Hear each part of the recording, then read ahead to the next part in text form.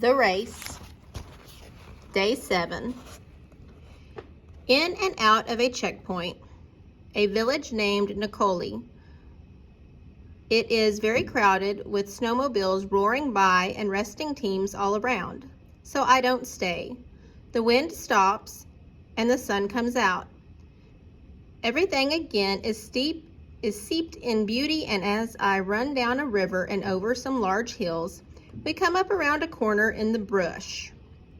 Run up off the river, and there is a bar. In the middle of nowhere, a man suddenly appears and asks me if I want a beer. I say no, I do not drink.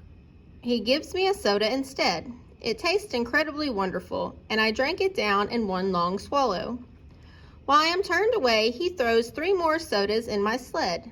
It is a very nice thing to do, except that I don't see him do it and leave the checkpoint without knowing the sodas are there. They settle down on top of my booties in the booty sack, and that night it gets 40 or 50 below, and the cans of soda freeze and bust. The next day it gets warm again. The sodas thaw and run into the cloth booties and refreeze in the cloth. Later that day, Wilson cuts his foot, and I go get a booty for him. I find they are frozen in soda slush. I thaw one in my armpit and put it on his foot, and we start off. Wilson smells the soda. If it smells interesting, he thinks it must taste good.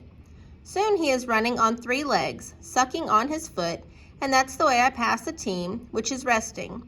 My leader running on 3 legs, sucking a foot. The musher just nods and watches Wilson run by. We run all day on a beautiful trail, some long hills into a checkpoint, where a beautiful blonde girl hands me a cup of hot chocolate. It is not possible for anything to taste as good as that hot chocolate tastes, and I drink it slowly, trying to make it last. I leave the checkpoint in the dark. The land is flattened into long hills like ocean swells, and the wind has died down, and the team runs well through the night while I stand on the back, lost in hallucinations again. This time I see crowds of people cheering for me.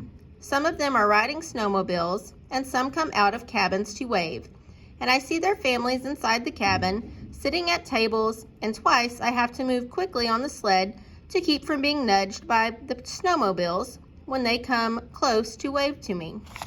None of it is real.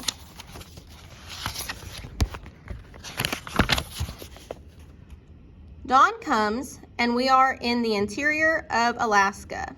So different, it is like another planet.